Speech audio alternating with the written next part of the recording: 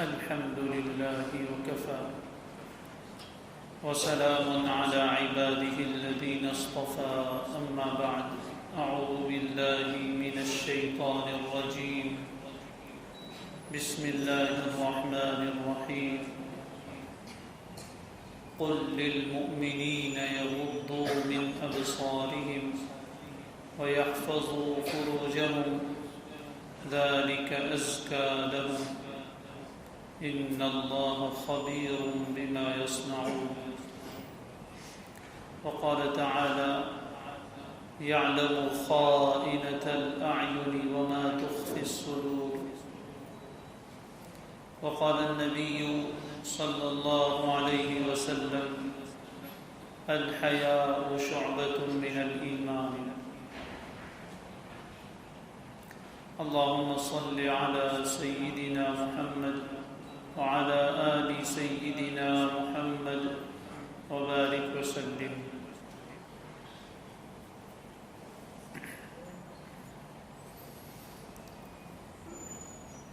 اللہ تبارک و تعالی بہت پاک ہے اور وہ یہ چاہتے ہیں کہ اس کی مخلوق، اس کے بندے اور بندیاں بھی پاک رہیں۔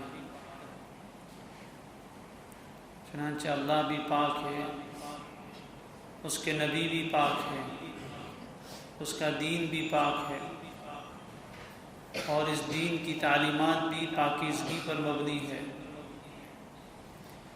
اور اللہ تبارک و تعالیٰ کی چاہت یہ ہے کہ ہمارا معاشرہ، ہمارا سماج اور یہ دنیا ہر برائی اور گندگی سے پاک رہے، ظاہر بھی پاک ہو اور باطن بھی پاک ہو، جسم بھی پاک رہے، کپڑے بھی پاک رہے، نگاہیں بھی پاک رہے، دل و دماغ بھی پاک رہے اور انسان کی نسلیں بھی پاک رہیں۔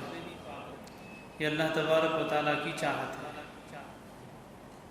اور اس کے مقابلے میں ایک چاہت شیطان کی ہے، وہ خود بھی ناپاک ہے اور وہ دنیا میں بھی ناپاکی اور گندگی پھیلانا چاہتا ہے۔ چنانچہ سب سے پہلا جو کام ابلیس نے کیا، حضرت آدم اور حضرت حوا علیہ السلام سے جب جنت میں ایک غلطی ہوئی کہ اللہ تبارک و تعالیٰ نے جس درخت کے قریب جانے سے منع کیا تھا وہاں چلے گئے، اس کے نتیجے میں کیا ہوا؟ قرآن مجید نے سورہ اعراف میں اس کو بیان فرمایا ہے، یا بنی آدم لا یفتننکم الشیطان کما اخرج ابویکم من الجنہ ینزع عنہما لباسہما لیریہما سوآتہما۔ اللہ تعالیٰ نے ہم سب کو یہ کہہ کر پکارا ہے، آدم کی اولاد، آدم کی اولاد، کہیں شیطان تمہیں دوبارہ فتنے میں نہ ڈالے، کہیں شیطان تمہیں دوبارہ صحیح راستے سے نہ ہٹا دے، ایسے ہی جیسے کہ اس نے تمہارے ماں باپ کو جنت سے نکالا تھا۔ یہ شیطان کی دشمنی ہمارے دل میں مضبوط کی جا رہی ہے کہ کسی آدمی کے بارے میں ہمیں یہ کہا جائے کہ یہ وہ شخص ہے جس نے تمہارے باپ کو گھر میں سے نکال دیا تھا، تو اس آدمی کے بارے میں ہمارے دل میں کیا جذبہ پیدا ہوگا؟ یہ وہ آدمی ہے جس نے میرے باپ کو میرے گھر سے نکالا تھا، یہ وہ آدمی ہے جس نے ہمارے والدین کو ذلیل کیا تھا، اس نے ہمارے والدین کے ساتھ ایسا برا سلوک کیا تھا۔ تو اللہ بھی فرماتے کہ شیطان وہ ہے جس نے تمہارے والدین کو، تمہارے باپ اور تمہاری ماں کو، آدم اور حوا کو جنت سے نکالا تھا۔ اور کس حال میں نکالا تھا؟ ینزع عنہما لباسہما، اس حال میں نکالا تھا کہ ان دونوں سے ان کا لباس کھینچ کے نکال رہا تھا۔ ینزع عنہما لباسہما، ان دونوں سے ان کا لباس کھینچ کر نکال رہا تھا۔ قرآن مجید میں لفظ نزع کا ہے، اور نزع کہتے کسی چیز کو کھینچ کر نکالنا، جیسے انسان کی جان نکلتی ہے، جب انسان مرتا ہے روح نکلتی ہے تو بولتے ہیں نزع کے عالم میں، اس لیے کہ جان کو کھینچ کر نکالا جاتا ہے۔ تو تو ابلیس بھی حضرت آدم اور حوا سے ان کا لباس کھینچ کر نکال رہا. کیوں؟ لِيُرِيَهُمَا سَوْآتِهِمَا، تاکہ ان دونوں کو ان کے ستر کی جگہیں دکھائے، تاکہ ان دونوں کو وہ جگہیں دکھائے جن کا دکھنا انسان کو برا لگتا ہے. تو اللہ تبارک و تعالیٰ نے جہاں لباس کا بیان فرمایا اس کے بعد ہی آیت آئی. گویا اللہ یوں فرماتے ہیں کہ شیطان کہیں دوبارہ یہ تاریخ تمہارے ساتھ نہ دہرائے. جب حضرت آدم اور حوا سے غلطی ہوئی تو اس کا اثر یہ ہوا تھا کہ ان کے لباس اتر گئے تھے. اب انسان کی فطرت ہے کہ وہ بغیر لباس کے نہیں رہ سکتا. چنانچہ قرآن مجید میں ہے طفقا یخصفان علیہما من ورق الجنہ، لباس تو اتر گیا تو اب جنت میں درختوں کے پتے تھے اس کے ذریعے سے اپنے بدن کو اور اپنی شرمگاہ کو چھپانے لگے. تو شیطان کا کام اس وقت سے یہ ہے کہ لوگوں کو ایک دوسرے کی ستر کی جگہیں دکھائے. یہ اس وقت سے اس کا کھیل ہے اور آج بھی دنیا میں چل رہا ہے. سماج میں، معاشرے میں اس کی پوری کوشش یہ ہے کہ عریانیت، ننگاپن خوب عام ہو اور سب ایک دوسرے کی وہ جگہیں دیکھے جو نہیں دیکھنی چاہیے. چنانچہ فلمیں ایسی بنائی جا رہی ہے، لباس ایسے بنائے جا رہے ہیں، پوسٹر ایسے لگائے جا رہے ہیں، جگہ جگہ اس کا یہ شہرہ ہے اور اس کی کوشش. شیطان تو ہے ہی اور اس کے چہلے دنیا میں ہے جن کو انسانی شیطان کہا جاتا ہے، وہ یہ کام کر رہے ہیں. دنیا میں ایک سوچی سمجھی سازش ہے، شیطان کا ایک پورا بنایا ہوا جال ہے جس کے ذریعے سے بے حیائی کو عام کیا جاتا ہے. تو ایک سوچ، ایک ارادہ، ایک چاہت اللہ کی ہے، وہ یہ ہے کہ سماج میں، معاشرے میں پاکیزگی ہو، ہمارے دل و دماغ پاک رہے، ہماری نگاہیں پاک رہے، ہماری سوچ پاک رہے. اور ایک چاہت شیطان کی ہے کہ یہ سب چیزیں ناپاک ہو جائیں. اللہ تبارک و تعالیٰ نے اسی لیے تمام فواحش کو، بے حیائی کے کاموں کو منع کیا. انما حرم ربی الفواحش ما ظہر منها وما بطن. جو ظاہری بے حیائی ہے اس کو بھی اللہ نے حرام کر دیا اور جو باطنی بے حیائی ہے اس کو بھی اللہ نے حرام فرما دیا. اور اس کے مقابلے میں جو لوگ یہ چاہتے ہیں کہ دنیا میں بے حیائی عام ہو، ان کو اللہ تعالیٰ نے سخت وعید سنائی. ان الذین یحبون ان تشیع الفاحشہ فی الذین آمنوا لہم عذاب علیم فی الدنیا والآخرہ. جو لوگ اس بات کو پسند کرتے ہیں، جو لوگ یہ چاہتے ہیں کہ بے حیائی خوب عام ہو، بے حیائی پھیلے ایمان والوں کے درمیان، ان کے لیے دردناک عذاب ہے دنیا میں بھی اور آخرت میں بھی. اب کون چاہتا ہے کون نہیں چاہتا؟ واللہ یعلم وانتم لا تعلمون. اللہ جانتا ہے کہ کون بے حیائی کو عام کرنا چاہتا ہے اور کون نہیں چاہتا. تو اب یہ جس ماحول میں ہم زندگی بسر کر رہے ہیں، یہ ماحول یقیناً بہت بے حیائی کا ماحول ہے اور عریانیت کا ماحول ہے. ہر جگہ اس طرح کے مناظر دیکھنے میں ملتے ہیں. لیکن قرآن مجید نے حکم کیا دیا؟ قل للمؤمنین یغضوا من ابصارہم. اے پیغمبر آپ ایمان والے مردوں سے کہہ دیجئے کہ وہ اپنی نگاہوں کو جھکا کر رکھیں، یعنی ایسی جگہوں پر نگاہ نہ اٹھائے جہاں نگاہ اٹھانا جائز نہیں ہے. اپنی نگاہوں کو جھکا کر رکھیں. وَيَحْفَظُوا فُرُوجَهُمْ، اور اپنی شرمگاہوں کی حفاظت کریں. نگاہ اور شرمگاہ یہ دونوں کا بہت گہرا تعلق ہے. شریعت اتنی پیاری ہے کہ اللہ تبارک و تعالیٰ اصل تو روکنا چاہتے تھے زنا سے، اصل تو اللہ تعالیٰ روکنا چاہتے تھے بے حیائی یعنی بدکاری سے، کہ کوئی انسان کسی عورت کے ساتھ منہ کالا کرے اس سے روکنا تھا. لیکن وہاں تک جانے والا پہلا قدم ہی روک دیا، اس لیے کہ وہاں تک آدمی بعد میں پہنچتا ہے. اس کی ابتدا کہاں سے ہوتی ہے؟ نگاہ سے ہوتی ہے. دیکھتا ہے، دیکھنے سے پیدا شوق اور شوق سے پیدا طلب. دیکھا ہی نہیں تو شوق ہی نہیں ہوگا اور شوق نہیں تو طلب بھی نہیں ہوگی.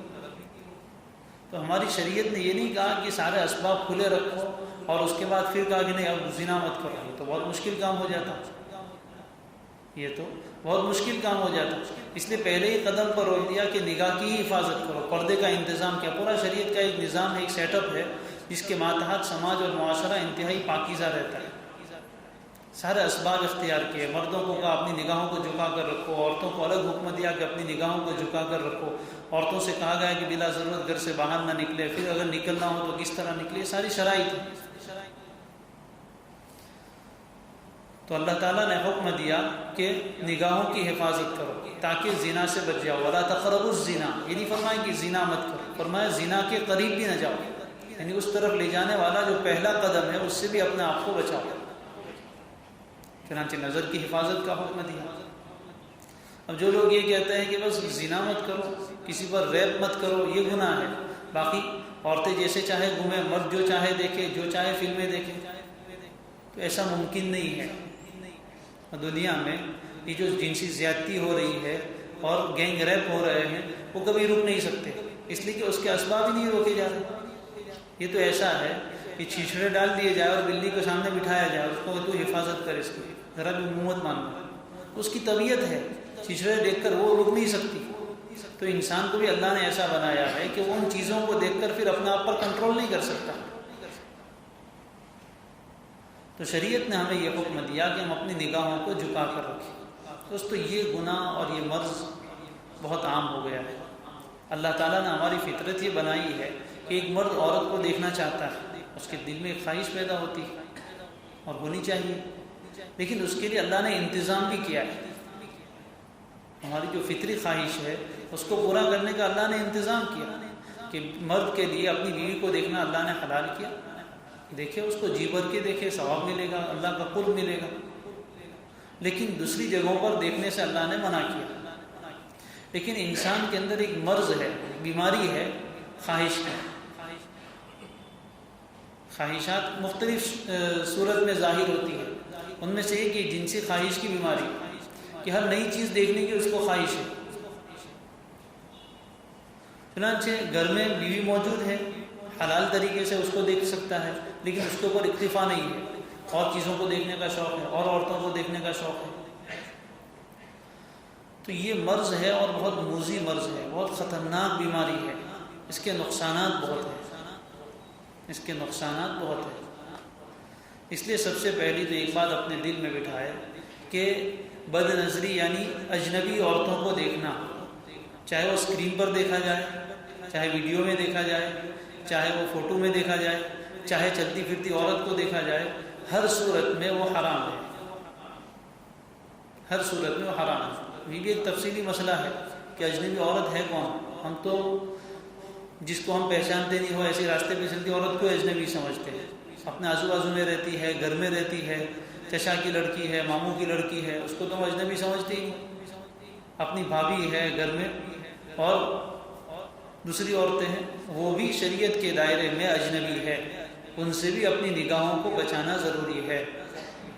ایک بات اچھی طرح ہمیں سمجھ لینی چاہیے کہ گناہ ہر حال میں گناہ ہے. ہم اس کو گناہ سمجھے تب بھی گناہ اور نہ سمجھے تب بھی گناہ، بلکہ بڑا گناہ. اس لیے کہ جس چیز کو انسان گناہ سمجھتا ہے اس سے تو کبھی نہ کبھی توبہ کر لیتا ہے. جس کو گناہ سمجھتا ہی نہیں اس سے توبہ کیسے کرے گا؟ توبہ کی توفیق بھی نہیں ہوتی. چنانچہ سب کو اپنی بہن سمجھ لیا ہے، چچا کی لڑکیاں بھی بہن ہیں، یقیناً بہن ہیں، لیکن شریعت میں اس کی بھی حدود ہیں، اس کے دائرے ہیں. بہن ہے تو پھر اس سے نکاح کیوں ہو سکتا ہے؟ تو یہ چیزیں بھی ہمیں سمجھنی چاہیے. اپنے گھروں میں شرعی پردے کا ماحول بنانا چاہیے. عام طور پر اس میں بڑی بے احتیاطی ہوتی ہے اور اس کے اتنے نقصانات ہیں، اتنے واقعات خود میرے سامنے ہے، اس کو بیان کرنے کے لیے کافی وقت چاہیے اور مناسب بھی نہیں کہ ہر چیز بیان کی جائے، لیکن ہو رہا ہے سماج میں. تو ہر اجنبی عورت کو دیکھنے سے اپنے آپ کو بچانا یہ ہمارے ذمہ ضروری ہے. جب انسان اپنی نگاہ کی حفاظت نہیں کرتا اور اس کو یہ بیماری رکھتی ہے خواہشات کی اور دیکھنے کی، تو اس کے بعد پھر اس کی کوئی انتہا نہیں ہے، اس کی کوئی انتہا نہیں ہے. نقصانات کیا ہے؟ سب سے پہلا نقصان تو یہ ہے کہ انسان اللہ کی لعنت میں آ جاتا ہے. انسان اللہ کی حدیث شریف میں لعن اللہ الناظر والمنظور الیہ، دیکھنے والے پر بھی اللہ کی لعنت اور جس کو دیکھا جا رہا ہے جو دیکھنے کا موقع دے رہی ہے اس پر بھی اللہ کی لعنت. اور لعنت کا مطلب کیا ہے معلوم ہے؟ اللہ کی رحمت سے دور ہو جانا. دوستو اللہ کی قسم دنیا آخرت کا کوئی کام اللہ کی رحمت کے بغیر نہیں ہو سکتا. جس کے بارے میں یوں کہا جائے کہ اس پر اللہ کی لعنت ہے، یعنی یہ انسان بڑا خطرے میں آ گیا، اس کی دنیا بھی تباہ ہو سکتی ہے اور آخرت بھی تباہ ہو سکتی ہے. تو سب سے پہلا اس کا نقصان یہ ہے کہ انسان پر اللہ کی لعنت پڑتی ہے، اللہ کی رحمت سے دور ہو جاتا ہے. جب اللہ کی رحمت سے دور ہو گیا تو اب نیکیوں کی توفیق خود بخود کم ہونا شروع ہو جائے گی اور گناہ کے دروازے کھلتے چلے جائیں گے، اس لیے کہ انسان اللہ کی رحمت کے بغیر گناہ سے بچ نہیں سکتا۔ جب ایک گناہ کیا تو اس کے بعد گناہ کا دروازہ شروع ہوگا اور کھل جائے گا، اور اب ایک کے بعد دوسرا، دوسرے کے بعد تیسرا گناہ۔ نمبر 2، انسان کا دل کمزور ہو جاتا ہے بد نظری کرنے سے اور عورتوں کو اس طرح خواہشات کے ساتھ دیکھتے رہنے سے انسان کا دل کمزور ہو جاتا ہے، اس لیے کہ جب انسان دیکھتا ہے تو یہ گناہ عجیب ہے۔ حضرت تھانوی رحمۃ اللہ علیہ فرماتے ہیں کہ بد نظری انتہائی درجے کی بیوقوفی، جو آدمی اپنی نگاہوں کی حفاظت نہیں کرتا وہ انتہائی درجے کا بیوقوف آدمی ہے۔ ویسے تو ہر گناہ بیوقوفی ہے، لیکن یہ انتہائی درجے کی بیوقوفی، اس لیے کہ جس کو دیکھ رہا ہے کیا وہ مل جائے گی؟ جس عورت کو وہ دیکھ رہا ہے کیا اس کو مل جائے گی؟ کیا اس کو چھو سکے گا؟ کیا اس سے اپنی کوئی خواہش پوری کر سکے گا؟ کچھ بھی نہیں۔ نتیجہ کیا ہوگا کہ دیکھنے کے بعد دل میں حسرت پیدا ہوگی، جب دیکھا تو دل میں خواہش پیدا ہوگی، اور انسان کے جو دوسرے اعضاء ہیں وہ بھی اس کے قریب ہونا چاہیں گے، اندر ایک حرکت پیدا ہوگی، ایک بے چینی پیدا ہوگی، اور بار بار جب یہ چیز ہوتی ہے اور انسان کے دل کی خواہش بار بار پوری نہیں ہوتی تو دل کمزور ہو جاتا ہے۔ اب جتنی مرتبہ دیکھتا ہے اتنی مرتبہ دل میں خواہش ہو رہی ہے اور ایک بھی مرتبہ مل نہیں رہا ہے، تو نتیجہ کیا ہوگا کہ جب دل کی خواہش بار بار پوری نہیں ہوگی، دل بار بار ٹوٹے گا تو دل کمزور ہو جائے گا، اس کے بعد اس کی قوت ارادی کمزور ہوگی، وہ دنیا کا کوئی کام بھی ٹھیک سے نہیں کر سکتا، اس کی ہمتیں ٹوٹنے لگتی، تو دل کمزور ہو جاتا ہے۔ تیسرا نقصان یہ ہوتا ہے کہ برے خیالات اور وساوس کا ایک ہجوم ہوتا ہے، برے خیالات کا اور وساوس کا ایک ہجوم ہوتا ہے۔ جب انسان دیکھتا ہے، راستے میں چلنے والی ہر عورت کو دیکھتا ہے اور اپنے اسکرین پہ تماشے دیکھتا ہے، فون میں دیکھتا ہے، ویڈیو میں دیکھتا ہے، تو اس کا نتیجہ کیا ہوگا کہ پھر جب انسان ایک مرتبہ نگاہ سے دیکھ لیتا ہے تو یہ تو کیمرہ ہے، اس کی تصویر انسان کے دماغ کی میموری میں آ جاتی ہے، اس کی تصویر دماغ کی میموری میں آ جاتی ہے، پھر اتنی آسانی سے ڈیلیٹ نہیں ہوتی۔ موبائل میں تو ڈیلیٹ کرنا آسان ہے، لیکن دماغ میں سے ڈیلیٹ کرنا آسان نہیں ہے۔ اور عجیب بات یہ ہے کہ اچھی باتیں انسان بھول جاتا ہے، بری باتیں بھولتا نہیں۔ شاید آپ لوگ اس بات کی تصدیق کریں گے کہ کبھی کوئی فلم دیکھا ہو، چاہے بچپن میں دیکھا تھا، صرف فلم کا نام بولا جائے اور ساری ریل پھر جاتی ہے، دماغ میں سے نکلتا ہی نہیں۔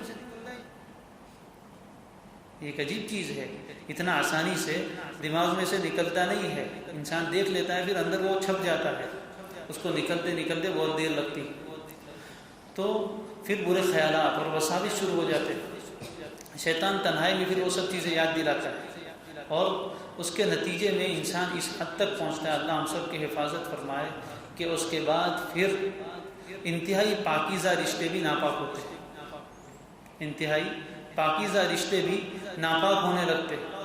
پھر انسان اپنی بہن کو دیکھے اس کے بعد بھی اس کو خواہش پیدا ہوتی ہے، اور یہ صرف کہنے کی بات نہیں ہے، حقائق ہیں۔ لوگ آ کر کہتے ہیں، ابھی اس رمضان میں ایک نوجوان نے آ کر شکایت کی کہ میں بڑا لڑکا جوان اپنی ماں کی گود میں سر رکھ کے سوتا ہوں، ماں سمجھتی ہے کہ بچہ محبت میں سوتا ہے، لیکن میں اس کے ساتھ لذت لیتا ہوں۔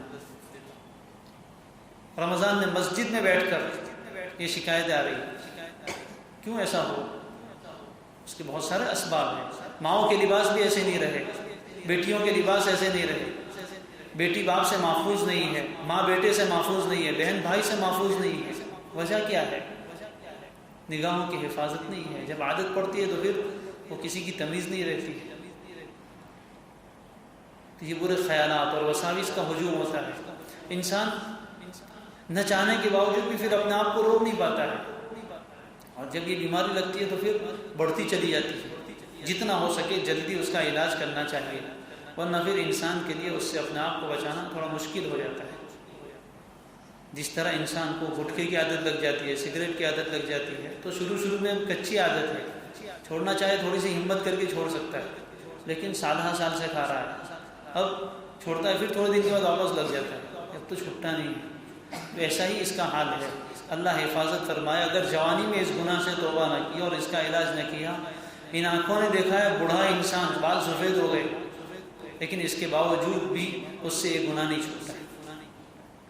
منہ میں دانت نہیں ہے، پیٹ میں آنٹ نہیں ہے، لیکن اس کو شوق ہے. اتوار کے دن صبح انتظار میں کہ کب پورتی آوے، اور دیکھیں بڑھاپے میں انسان اس کے انتظار میں رہتا ہے.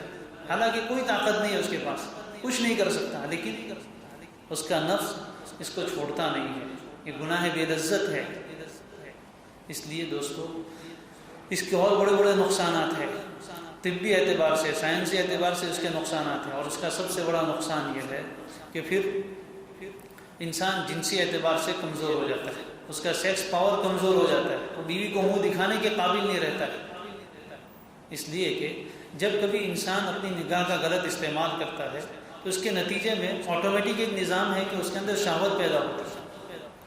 اب شہوت جب پیدا ہوئی تو ایک مرتبہ پیدا ہوئی، دوسری مرتبہ بد نظری کی تو دوسری مرتبہ پیدا ہوئی، تیسری مرتبہ بد نظری کی تو تیسری مرتبہ پیدا ہوئی. جتنی مرتبہ دیکھے گا اتنی مرتبہ اس کی شہوت بیدار ہوگی. نتیجہ کیا ہوگا؟ اس کا نظام یہ ہے کہ اللہ تبارک و تعالیٰ نے انسان کے جسم میں ہر چیز کی ایک جگہ رکھی. تو انسان کی جو مادہ منی ہے اس کے لیے ایک تھیلی ہے انسان کے جسم میں. جب یہ شہوت بیدار ہوتی ہے تو وہ منی اندر حرکت میں آتی ہے اور اپنی تھیلی سے باہر آ جاتی ہے. اب وہ ون وے ہے، یعنی دوبارہ اندر جا نہیں سکتی. جس طریقے سے تھن میں سے دودھ نکل آئے تو پھر واپس نہیں جا سکتا. پیشاب کا قطرہ پیشاب کی تھیلی میں سے نکل آئے تو پھر وہ باہر ہی نکلے گا، واپس ریورس نہیں جا سکتا. اسی طرح جب منی بد نظری کرنے کی وجہ سے اپنی تھیلی میں سے باہر نکل آئی تو اب اس کو باہر نکلنا ہی ہے، اب وہ واپس اندر نہیں جا سکتی. ایسا کوئی سسٹم ہے ہی نہیں. جب باہر نکل آئی تو کسی نہ کسی جگہ وہ نکلے گی، یا تو بدکاری کر کے نکلے گی، یا پھر انسان اپنے ہاتھ سے اپنی منی نکال کر اپنی خواہش پوری کرتا ہے، یا بعض مرتبہ اتنی کمزوری ہو جاتی ہے کہ صرف دیکھنے سے ہی منی نکل جاتی. اب وہ آدمی اپنی بیوی کے قابل نہیں رہتا ہے. گھر میں خوبصورت بیوی ہے، وہ ترس رہی ہے، اور انسان اپنی خواہش دوسری طریقے سے پوری کر رہا ہے. اتنی یعنی ایسی بیماری کہ انسان ایسا پریشان ہو جاتا ہے، ایسا پریشان ہوتا ہے کہ بعض مرتبہ اس کو خیال آتا ہے کہ میں خودکشی کر کے مر جاؤں. اس حد تک پہنچ جاتا ہے انسان. اور سب سے بڑا نقصان یہ ہے کہ اللہ حلال کی لذت اس سے چھین لیتے ہیں. جب انسان حرام میں پڑتا ہے تو اللہ تعالیٰ اس سے حلال کی لذت چھین لیتے ہیں. کتنے لوگ ایسے ہیں جن کے گھر میں انتہائی خوبصورت بیویاں ہیں، جس عورت کو وہ دیکھ رہا ہے اس سے 1000 گنا بہتر، لیکن اس کو اپنی بیوی اچھی نہیں لگتی، وہ باہر والی اچھی لگتی. اس کی ایک وجہ ہے کہ شیطان اس کو مزین کر کے پیش کرتا ہے. باہر کی جو ہے دیکھنے میں کچھ بھی رہنے کا نہیں ہے، وہ تو بناوٹی حسن ہے، میک اپ کر کے گھوم رہی ہے اور پتہ نہیں کیا کیا طوفان مچا رکھے، اور اس کو انسان بہت اچھا سمجھتا ہے. دور سے اچھی دکھتی ہے، گجراتی میں کہتے ہیں دنگر دور تھی رڑیاں ہونا. تو یہ ایسا ہے، وہ دور سے اچھی دکھتی ہے، قریب جا کے دیکھو تو بدبو آتی ہے. وہ اس قابل بھی نہیں ہوتی کہ اس کے قریب بیٹھا جائے، لیکن انسان کو بہت اچھی لگتی ہے. اور جس کو یہ انسان اچھا سمجھتا ہے اس کا شوہر اس کو دیکھنے تیار نہیں. تو یہ عجیب گناہ ہے، اور جس میں عام طور پر انسان مبتلا ہوتے چلے جا رہے ہیں، اور دیندار لوگ مبتلا ہو رہے ہیں، نمازی مبتلا ہو رہے ہیں. اور بہت سا ایک بڑا طبقہ تو یہ کہ اس کو گناہ بھی نہیں سمجھتا. جو لوگ مخلوط تعلیم میں پڑھتے ہیں، وہ ایجوکیشن میں جاتے ہیں، وہ بے تکلف عورتوں کے ساتھ رہتے ہیں، ان کو کچھ ہوتا بھی نہیں اور اس کو گناہ بھی نہیں سمجھتے. بہت سے دیندار داڑھی والے، کرتے پاجامے پہننے والے تنہائی میں اس گناہ میں مبتلا ہے، اور حال اتنا برا ہے نہ کہہ سکتے ہیں نہ سہ سکتے ہیں. اللہ حفاظت فرمائے. دوستو یہ تو اس کے کچھ نقصان